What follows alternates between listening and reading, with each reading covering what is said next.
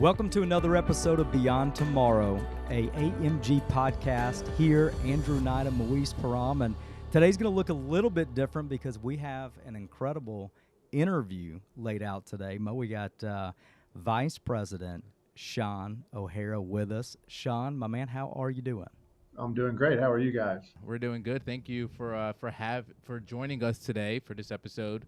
Our clients have been asking us constantly about, a chance to meet with some of the portfolio managers that we work with, just to get their insight and outlook on the market, the economy, since they want to go a little bit behind the scenes and get a different voice than what we tell them. So we have this opportunity every quarter or so to bring someone that we work with so heavily to just get a little bit of an insight and outlook on their perspective of the market and how they manage money and everything of that sort. So today you're here joining us, and so we really appreciate that and appreciate the opportunity that you're giving us to speak with you. Yeah, absolutely.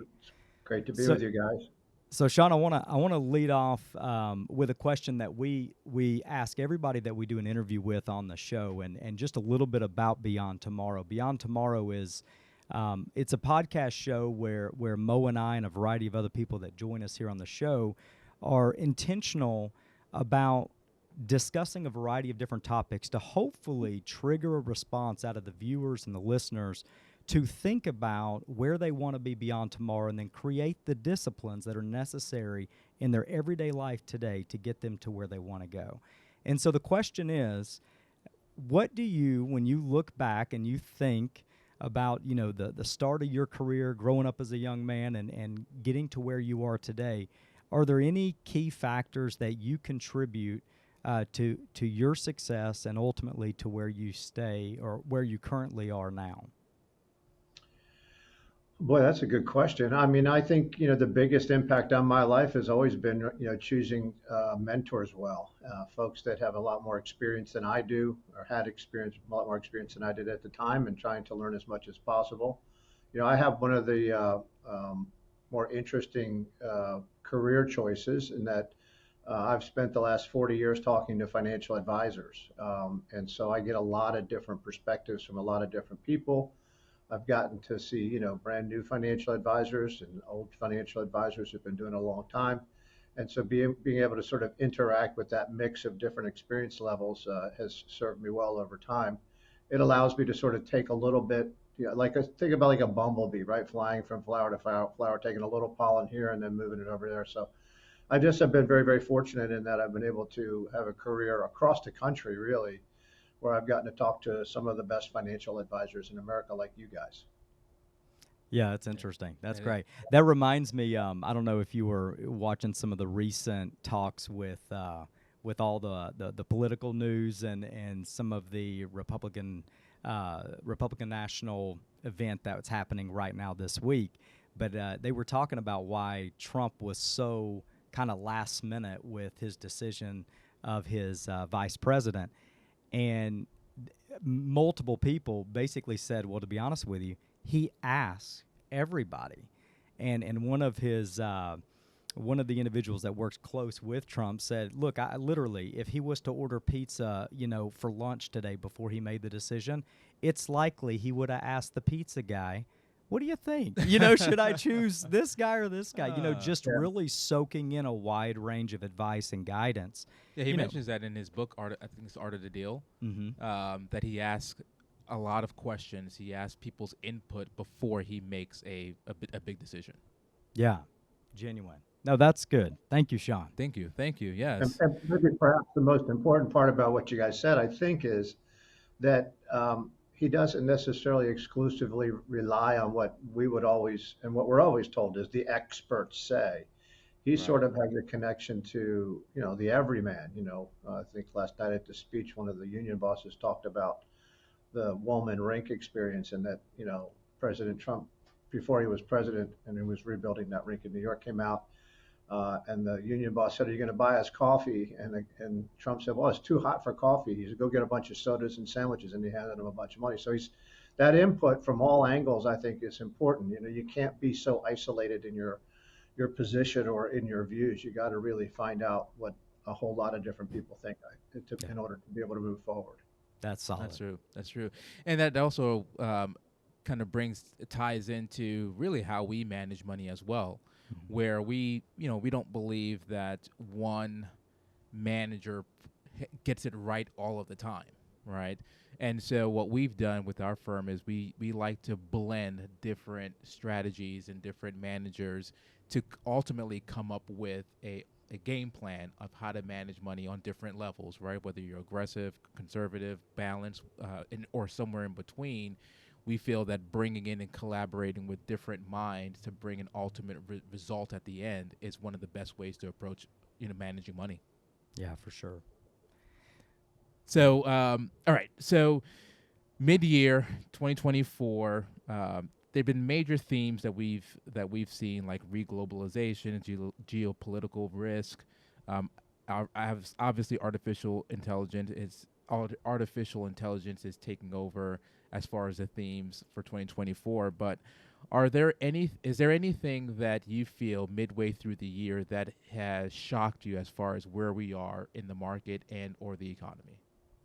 I guess I would say that the concentration of returns is a bit shocking, if you will, a bit worrisome too.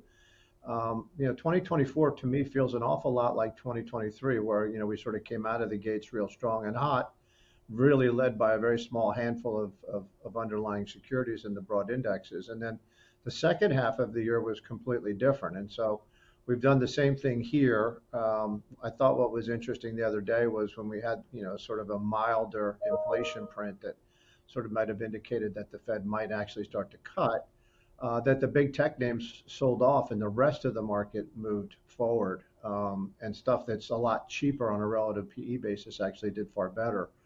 And I suspect and that was sort of the pattern last year as well. And so, if I were to make a prediction, which is always a dangerous thing, I think we're very much in the same position as we were last year, where the first half is going to be completely different than the second half. The markets have done tremendously well so far this year, but going forward, I think perhaps investors should think a little bit about, diversifying themselves, to a certain extent, not completely away from the big AI names and that trade, because I still think there's some real solid companies there. But it makes sense maybe to think about barbelling your exposure. So if your portfolio right now is trading at a very high multiple, which if you own the S&P 500 or the Nasdaq 100 or a growth fund, if you will, or large cap US fund, your multiples are sort of historically high, and maybe it's time to start to find places in your portfolio where you can lower your overall PE before the market ultimately does it to you. Mm-hmm. Mm-hmm. Yeah, that brings up a question that we've been talking about. For the client that is, let's say, irrelevant of their age, okay, but their overall risk tolerance, they're an aggressive investor, and even with our models as an aggressive investor, we don't have really a way of. I mean, we could have a way, but we don't currently have a way of managing risk. We're searching alpha, and by default of their risk class, we're out there trying to get it done. Does there come a point where, even with your statements, where you say to yourself, you know what, it's been a really good year. I may be an aggressive or a growth investor, but I feel that because of where we are currently, it's necessary to consider taking earnings off the top, kind of realize some of the opportunity, not be overly greedy, and put some money maybe on the sidelines temporarily. Do you think that's a reasonable thought? I know for a lot of just clients, it seems to be something that they've asked or kind of referenced in different ways. Right. Well, I mean, there's a lot of different strategies that you can employ, short of just simply saying, I'm going to go to cash, which, by the way, today is not necessarily a terrible place to be. I mean, you've got treasury bills at like 5%. So you're getting a 5% return on a risk-free basis, if you will.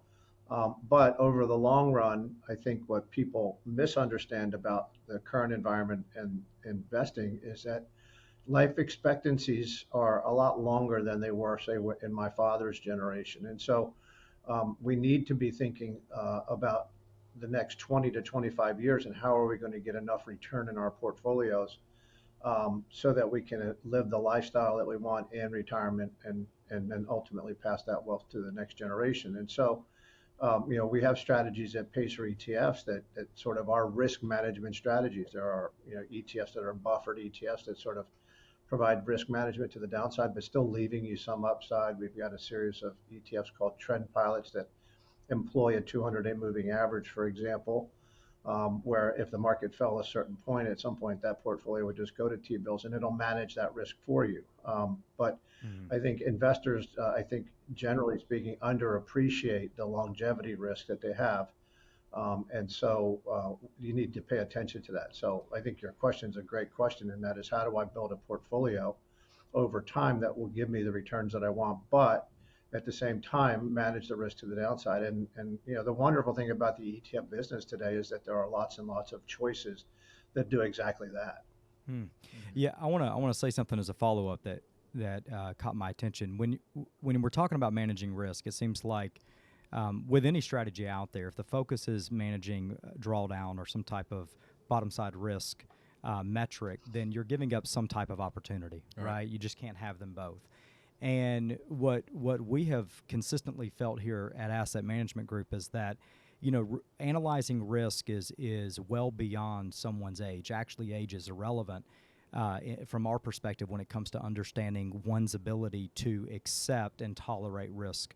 Tolerate risk is in a personality perspective, but their ability to accept risk is more so the difference between how much money they have and how much money they need. Their ability to accept risk becomes more of a distribution pressure standpoint from our view, and so we press into our clients oftentimes and say, look, we know that the world says as you get older, when you reach the age of late 50s, early 60s, that you should be peeling risk off the table. But what we find is that it seems people are taking too much risk off the table. And to your point, they're getting close to retirement, but they still have a 20 to 30 year time horizon. And by default, that's a long-term investor. And so they're using these target date funds and getting to retirement, and they're just unraveling too much risk way too soon. With all of their assets, right? Yeah, I mean, that's the difference. Look, I was going to say that's the difference between the risk that someone can tolerate personally versus the risk that their plan can afford to take. Right. And I think most people, that's why having a written plan, or at least an actual financial plan where you can forecast, build some assumptions in there, but forecast what your life is going to look like with a distribution strategy and the quote unquote right amount of risk you can take in order to achieve success. Mm-hmm. Yeah, I mean, this old notion that if you just simply take your age minus 100, used to say that's what you should have in equities. I think that just doesn't apply to today because of the things we've been talking about, like longevity. And we need to stay ahead of inflation on the income that we're taking from our portfolios, and that's a lot of pressure. And really, the most tried and true way to achieve the returns you need is to be invested in assets that will grow, and that's primarily, equities.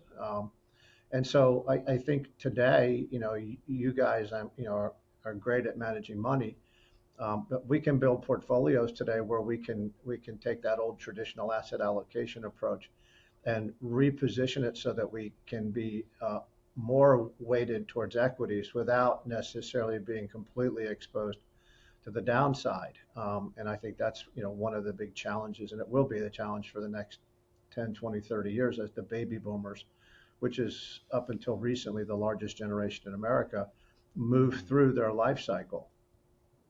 Mm-hmm. In a world where you mentioned concentration, high PE, how would an investor kind of define value now, or try to find value when there's so much concentration and PE ratios for some are just higher levels than they really have seen in a while?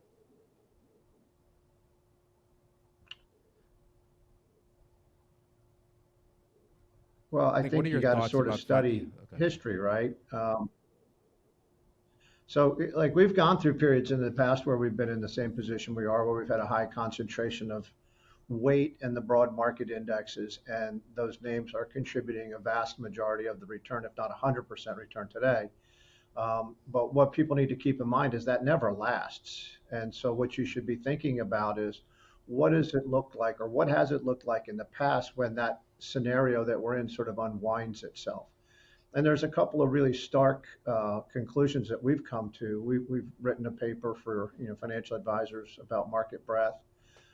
And the interesting things that come out is that like traditional market cap weighting doesn't work as well as alternative weighting schemes. So and for those of you who are listening today that, I don't want to speak too much jargon, but what market cap weighting means is in the S&P 500, for example, of those 500 stocks that are in that index, the one with the biggest market cap, the biggest company gets the biggest weight and so on down the list. And we're in one of those periods right now where those really, really big companies are taking up a big giant space of that broad index. As that changes and as we go through a different phase, which we will at some point, that same approach that has helped us get such attractive returns because those names have done so well doesn't necessarily work so well as things unwind and things that investors have available to them. And as you guys know, is there are lots of different ways to sort of put portfolios together. And one way is to not use market cap weighting. You could use equal weighting or some kind of a fundamental. We do a lot of that at Pacer ETFs, and things that you wouldn't necessarily think about, like value does better than growth in that cycle. Small caps do better. And so I think we need to be sort of asking ourselves, as we're all really, really happy with our market-based returns, what is it going to look like the next 3 or 4 or 5 years? And how should I be positioning portfolios to take advantage of that? Because what has happened in the past is a pretty good indication of what's going to happen in the future. And we're going to go through a phase where these bigger names either come back down to earth, which means if you maintain that market cap weighting, you're going to get hurt disproportionately. And by the way, there's no weight in the bottom half of the S&P 500 for those other names to sort of help out. So I think you need to think about that a little bit. No, that's a great point.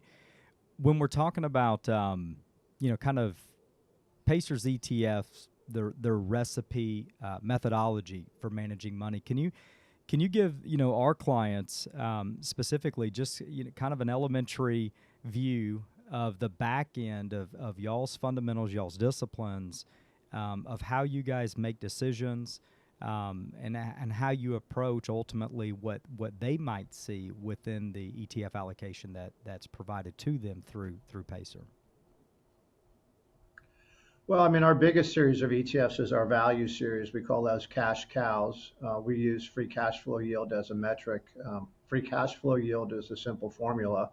It's how much do I have to pay to buy the whole company, and if I bought it, how much cash would they give me as a percentage of that purchase price every year? The higher the free cash flow, we think the cheaper the stock. And so we just basically pull out a small number of names, about 100 out of the Russell 1000, for example, in large cap land, that have the highest free cash flow yield, and then we sort of continually rebalance that portfolio on a quarterly basis. And something that's interesting, just that goes with what we were talking about a little while ago, is that COWZ, which is our large cap value fund, the last 5 years has had essentially the same or slightly better return of the S&P 500. However, it has traded at a much lower PE multiple, about 10 times earnings. And so we believe in free cash flow. We think it's a super metric. We use it on the value side and we use it on the growth side. But it's sort of like when you think about the Oracle of Omaha and his approach to investing over time. Sometimes he has to be really patient, but he doesn't look at a lot of fundamentals. He wants to know, if I bought the whole business, how much cash would I get every year? So this metric of free cash flow yield, we think, is a way to buy a healthy portfolio of stocks that typically will generate better earnings growth than the benchmark, will give you a much higher current cash return, and that you'll be able to constantly do that with a much lower PE. So as I talked earlier about, maybe barbelling, one way to do that would be to take a portion of your broad market exposure and use something like that has a completely different approach. Yeah, I like that. I do like that.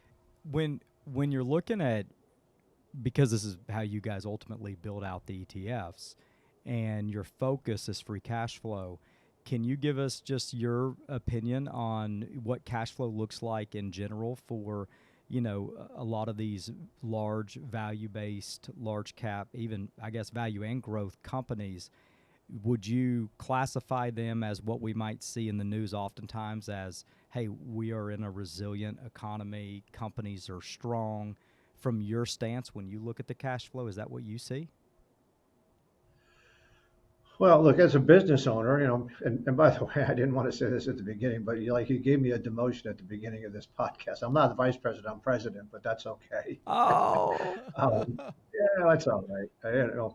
And so as a business owner, I'm one of the owners of the company, right? So as a business owner, I understand the real value of cash flow. If you don't have free cash flow, in other words, excess cash at the end of the year, you're in big trouble, right? You're constantly having to go out and borrow money, if you will, to stay alive, or issue new securities, new stock in order to stay alive. And so, cash flow is fundamental to a business's success. If you don't have free cash flow, then you're struggling to stay in business. If you do have free cash flow on the other side, though, then you're in a much better position to continue to grow your business by reinvesting in it, or you're better suited, perhaps, to deal with an economic downturn because you're not as strapped as, say, companies who don't have free cash flow. Interestingly enough, and it works pretty well, at least our track record would indicate it has, in large cap land. But what's really going on right now, that's something that I think people should pay attention to, is as all of the pundits say, well, now that the Fed's going to cut, we should be start thinking about small caps. And you saw how small caps sort of popped the last couple of days, and Right. that's the next cycle. Well, in small cap land, if you looked at a broad index like the S&P 600 or the Russell 2000, which are two of the bigger indexes in small cap land, about 30% of the small cap stocks in those indexes don't make any money. So you're investing in that broad-based index, you're buying 30% of the portfolios in stocks that don't make money. By screening for free cash flow and free cash flow yield and pulling just 100 stocks out of the S&P 600, for example, I have really high free cash flow, but I haven't been affected as much by the Fed raising interest rates. So much so that, like, if you looked at the S&P 600 today, about 30% of the EBITDA, 30% of their earnings, let's just say, to just make it like the layman's terms, right, are currently being used to pay debt service. And in our portfolio, it's like less than 10%. So free cash flow is essential. If you don't have free cash flow, your business is susceptible to big problems. And so we focus on that. We think it makes sense over time to invest in companies that are profitable. So we screen for that. But free cash flow, as I said earlier, we think is like a super metric, right? Whether you use it on the value side with free cash flow yield, or whether you use it on the growth side, which we use for free cash flow margin, which is a company's free cash flow divided by its sales. So if I have a lot of sales, I might be growing my sales, but if it's not resulting in excess free cash flow, essentially I'm just burning money, right? If you have, like, think of Peloton, for example, and I'm a big fan of the company.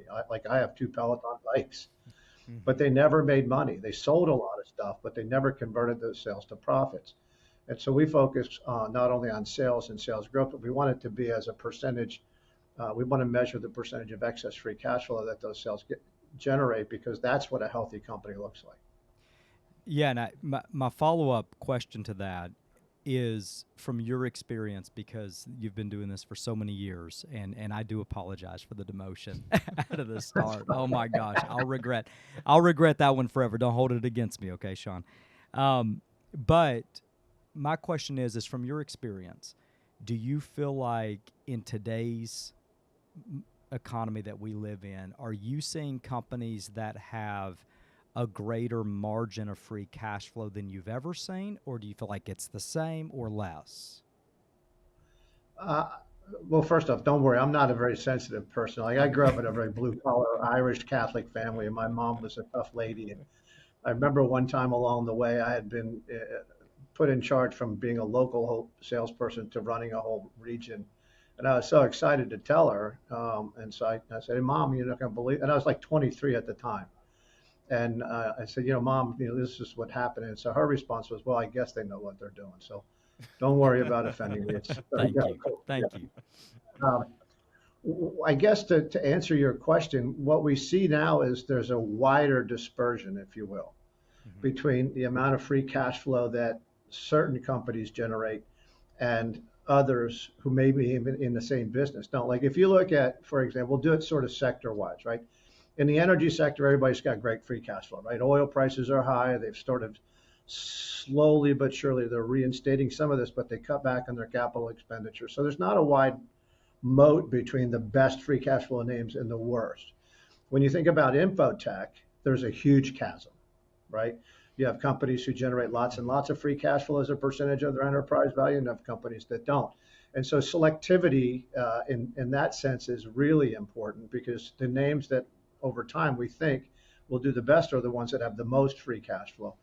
When you look at one area, like for example, that maybe makes sense to people as we talk about the economy and maybe it's slowing, if you look at the spread between the top names and free cash flow yield in the consumer discretionary sector to the bottom, it's enormous. And so being selective about identifying not only names with the highest free cash flow yield, but within those underlying sectors, being very specific, it's more important probably in some of the other sectors beyond energy, because everybody's just flush with cash. But as you go sector by sector, what you'll see is there's a wide gap between the haves and the have-nots, if you will. And we think over time the haves are better positioned than the have-nots, because if we go through a slowdown, it makes it more difficult for those businesses that are not generating a lot of free cash flow to continue to grow or even survive. Exactly. Yeah. So I'd say we have two huge moments coming up in front of us. One is obviously we have the presidential election coming up in a few months, and also the first rate cut that we'll potentially see maybe over the last year. We've been on a pause for a while now. Which one, this may be a very loaded question, but which one do you think would have a bigger impact on the economy right now? Would it be the first rate cut, or would it be the policies that are put in place by which presidential candidate wins? Well, I'll start with the third rail one. We'll talk about the presidential election a little bit, and I'm not going to say one way or the other where I lean, okay? But I will tell you that you have two entirely different economic agendas. And one is sort of more government and more spending, and the other is a little less regulation in government and lowering taxes and being more friendly to the business community. I think as we get closer to the election, I think people will start to think about how to position their portfolios when they think about which side might win. But what you'll see is one way or the other, there are going to be two completely different environments as we come through that, right? We're either going to have one or the other. Rate cuts are an interesting topic, right? So if we assume that the Fed is not going to be political, right, and they're going to cut interest rates for the reason that they should, right? And just so like a primer on this, right, the Fed intervenes when the economy is running too hot and we get inflation like we've had for the last 3 years. The Fed intervenes in an environment where they think the economy is running too hot. This is what they're just going through right now, right? They're trying to tamp down demand a little bit so we can get prices under control. On the other side, they intervene when the economy is slowing and they try to stimulate. But if the economy is in fact slowing, historically speaking, a year or so out, the Fed cutting is not necessarily a great thing for equity prices. And so I think we have to be kind of mindful of what we're looking for here. I wouldn't expect that, the market will skyrocket as soon as the Fed has started to indicate or actually does lower interest rates. And I think we saw a little bit of this the other day about a week or so ago, as I was mentioning earlier, where all the bigger tech names, even though it looked like the Fed cuts were imminent in September, actually sold off a little bit. And what's interesting about that is in our portfolios, we actually had tremendous returns over those 3 or 4 or 5 days. We picked up a lot of ground on the broad indexes. And so I think Fed cuts are important and critical. But more than anything, I think you want to understand why the Fed's cutting. And if they're cutting because they think the economy is in trouble or they think that unemployment may be rising too fast, then you need to think that through. It's I don't know, the decision of the Feds is it's a tough decision, because to your point, when they're cutting rates, at least generally, it's a move to stimulate the economy, right? To stimulate the everyday American to begin to borrow and begin to spend, et cetera.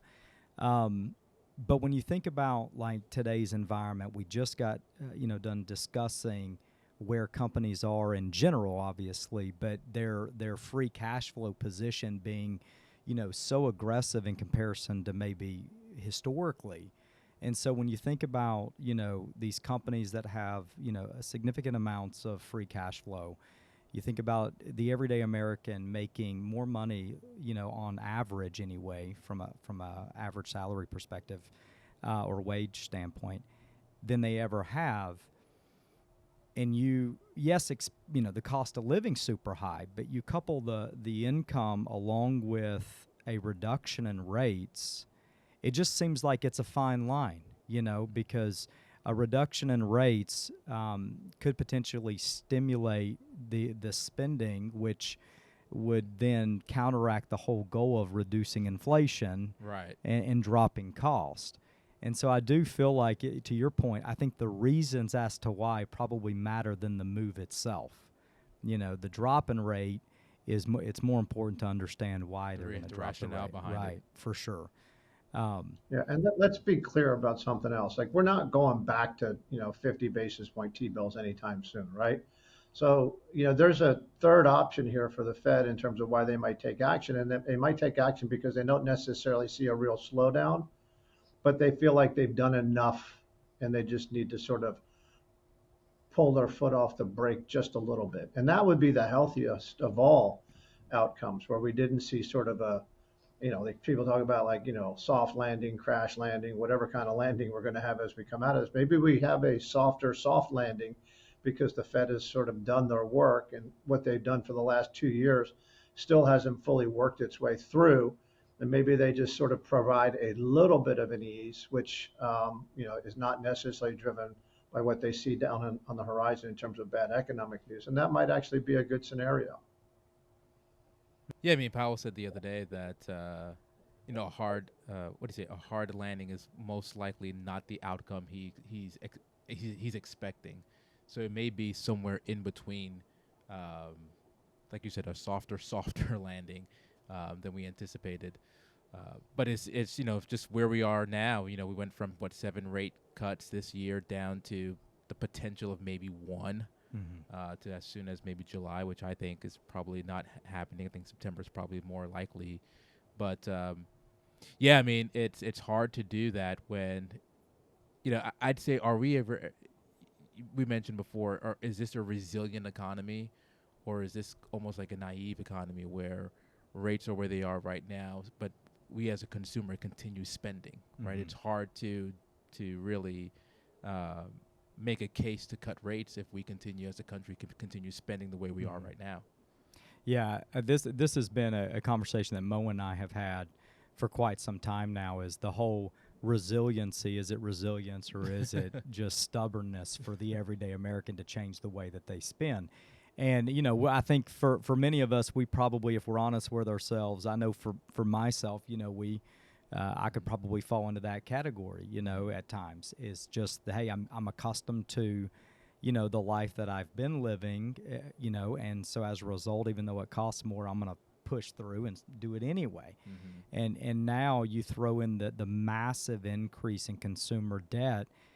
Sean, do you feel that, when you look at Americans and their spending habits and the increase in consumer debt, do you feel like that throws a red flag on the direction, that our economy's headed at all, understanding the debt that people are taking on? Well, just a couple of points, I guess, in terms of resiliency. I think that there's two groups of people on the consumer side, right? There are folks who have a lot of money, and a little bit of inflation doesn't hurt them, and where interest rates are doesn't affect a lot of their decision making because they just kind of plow through this. That's a smaller percentage probably than the people on the other side who are struggling to figure out, how do I put gas in my car and how do I pay for the groceries? And so, I think the Fed's number one job was to sort of try to tamp down inflation. And I always laugh when politicians say, well, inflation's come down. It hasn't come down. It's slowed its acceleration. It was 9% year over year. Now it's still, prices are rising 3% year over year. And we're always going to have some inflation, but the lower inflation is better for the vast majority of folks. And so, It will be interesting to see, whether or not this inflation coupled with higher cost of, borrowings, credit card rates are like what, 27, 28%, maybe even in the 30s. Mm-hmm. And so if you're living on your credit card, it's really, really hard. And that's the thing that I worry about, more than anything is that those folks, they really need some relief. And so I'm hopeful that the Fed will get the inflation piece under control and maybe provide a little bit of easing, but I hope they don't, go too far, because if they go too far, it means that we're got a big problem. I guess to wrap up, 2024. None of us have a crystal ball, but for the last 6 months of the year, what would surprise you? What do you think would be the outlook of the market by the end of the year? I mean, is there anything that you're anticipating to happen? Whether it's the market continue rising, whether it's we see our first interest rate cut. I mean, is there anything that you're foreseeing or foreshadowing for the rest of the year? I guess there's a couple of things that I think that I would think about between now and the rest of the year. Number one is that earnings expectations oftentimes don't align with actual results. You see, for the last decade, we've had more beats than not beats, right? So it's been a good environment on the earnings side. As the price of the market and the price of certain stocks get higher and higher, that hurdle becomes more difficult to get over. So, we're sort of like one quarter's worth of bad earnings numbers versus projections away from, sort of a repricing in the market. The second thing that I've said to financial advisors all the time, and then hopefully they say to their customers, is I just want you to think about this for a second. We're expecting like 10% earnings growth on the S&P 500 year over year going forward from here a year out, but we're paying 24 times that number. That doesn't seem to me like we should be paying almost 2.5 times in price what we expect earnings to rise. And so that earnings thing is a real critical piece of this. I would say that, the way to sort of deal with that is to start to think about, the other 493 stocks in the S&P 500, for example, that nobody talks about, and whether or not there are healthy companies in there who are trading at multiples that are in line with what their future earnings expectations are, because they're more likely to go through those periods if they hit their numbers without having a massive impact. And then I just would say one or two more things, and then I'll give you my assessment of the end of the year in terms of overall. But like, generally speaking, as I travel across the country, what I find is that, after the last decades of massive performance in large cap U.S. equities, investors in generally are underweight parts of their portfolio that are important to a diversified portfolio over time, particularly small cap and international and global. The large cap U.S. piece has just grown, and nobody wants to go away from that. But I think, the market is a regression to the mean entity, if you will. It goes through these periods where you have expansion or where one asset class does better than the other. But over time, things all seem to come back. So I think people should think about, on a diversification side, are their portfolios put together the way they really should be, or are they too highly concentrated into one bet? Going into the year, I think everybody's expectations for the S&P was that it would be lower than it is at mid-year. And now everybody's sort of revising their forecast. So I would say that, the market, probably has a chance of finishing a little bit higher than it is right now, but it's got a big job to do in terms of making sure that the underlying equities deliver the earnings growth. And then one more thing just for people just to think about. And, this whole AI thing, there are many different ways to play that. You can buy the NVIDIAs, which I own, and you can buy the Palantirs and the Palo Altos and the Snowflakes and the Broadcoms and all those names. Those are high quality tech companies that are generating a lot of earnings and free cash flow. Not enough to get some of them into our portfolio yet, because they're still a little too expensive for us on the value side. They're in our growth portfolios. But AI is, if it ultimately is going to be transformational, it needs several things. It needs more computing power. And so that means data centers, for example. And so, if we don't have an increase in the amount of data centers, and you're seeing some of these bigger names now sort of say, I'm not going to buy the data centers from the publicly traded names. I'm going to do it myself. Those data centers are going to require a lot of energy. So, there are perhaps some ways to own some utilities in this environment that are, suddenly now unconstrained by their population and have a bigger, use case because of these big data centers that are going to use up all this energy. Um, and then lastly, I would say, there are, smaller names like we own Hewlett Packard Enterprises, right? Like, you know, that was just like everybody probably had at one point a Hewlett Packard laptop, or if you worked in an office, you had one of those little Hewlett Packard towers. Right. And that's an old, tech business. But Hewlett Packard Enterprises is sort of competing with a Super Micro. Super Micro is just delivering servers to these data centers. They're sort of doing the same thing, but they trade at a much lower multiple, and they have perhaps a far easier path forward, because when you grow as much as a Super Micro, it gets, as I said earlier, more and more difficult. Whereas an HPE, for example, still relatively small, but growing really very fast. So there's a lot of different ways to play AI. But the biggest thing that I want people to take away from this is that, and this relates to the market over the long run, okay, is that the productivity gains that we got from the evolution of the internet and the first wave of tech were unbelievable, right? The productivity gains that we're going to get from AI are going to be just as important. So we're entering sort of another one of those phases where we had the introduction of the internet and tech, and that sort of has flattened. And so if you think of it like an S curve, AI is sort of in that same place. And as we look back 10 years from now at the impact of what the productivity gains were across the board from AI, it's going to be pretty remarkable. I feel like that's very much in line with what we've talked about pretty consistently. We had the opportunity of hearing a gentleman speak, and then I'll wrap it up. He was the owner of Unanimous AI. Unanimous AI, Yeah, Unanimous AI. And really left that conversation a while back with the understanding that, AI technology, of course, to your point, they're building out all the infrastructure, and if you're one of the few lucky people that has the land of where these data centers need to be, well, you just could probably retire.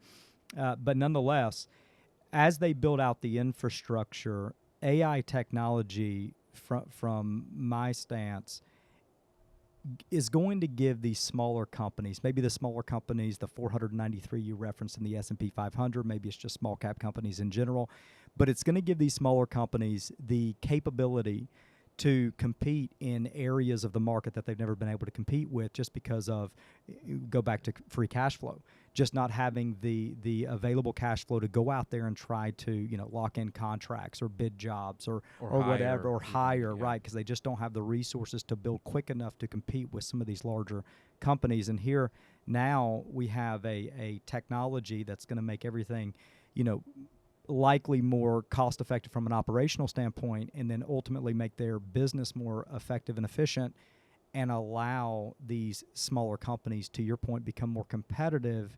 And I think, give the investor opportunity, over the next 3, 5, 8, 10 years to say, hey, there's still a lot of good things happening in our economy. There's still a lot of opportunity for growth. Mm-hmm. We just got to find it. And it's going to be there. And it may not be the top 7 companies that we're accustomed to. Yeah, I mean, technology and the ability to use and capitalize on data it has become democratized and ubiquitous. Ubiquitous. My wife, I said that last night to her, and she said, well, what does that mean? I said, it means everywhere. But your point is exactly right, and that is that, what used to be very difficult for smaller companies is now much easier because of those technological advances. And I think AI is going to have a similar effect. And so it will definitely, there'll be other players that will monetize AI in ways not necessarily directed to the computing or servers or chips. It'll be how they apply AI in their businesses, and how much additional productivity they can gain out of the implementation of AI. Yeah. Well, Is that a wrap? That's a wrap. And great conversation. Yeah. We can talk for hours, but this is Yeah. fascinating. Every time we do one of these conversations, I learn more and just try to soak in everything that is poured onto us. So really appreciate your time today, Sean. Yeah. And Yeah, and thank I'll you guys for having me. and I'll say too, Sean, it is an absolute well, it's a privilege to have the opportunity to speak with you and to do the interview, but also just want to say thanks. Mo and I and our team here at Asset Management Group gets to have the opportunity to work hand in hand with so many just hardworking Americans that have gotten to a place, well, many of them that are in a place where they can retire, many of them that are trying to get there, and to be able to utilize a resource and utilize an investment company like Pacer ETF that stays consistent, that we can be, that we can rely on, and that's going to do what we believe and trust that it's going to do. It is, it's a relief to us. It is. For sure. It So really is. just a thank you to you, your team. We all appreciate it, and we're all super thankful for the partnership. Well, well, thank you. We're grateful that you guys have been able to use some of our ETFs in your client portfolio. So we thank you for that trust. Absolutely. Well, best to you. Have a great rest of the year, and we hope to have the interview again, Yes. in which I will properly introduce you, my friend. All right. Take care, Sean. Appreciate it. Take care, guys.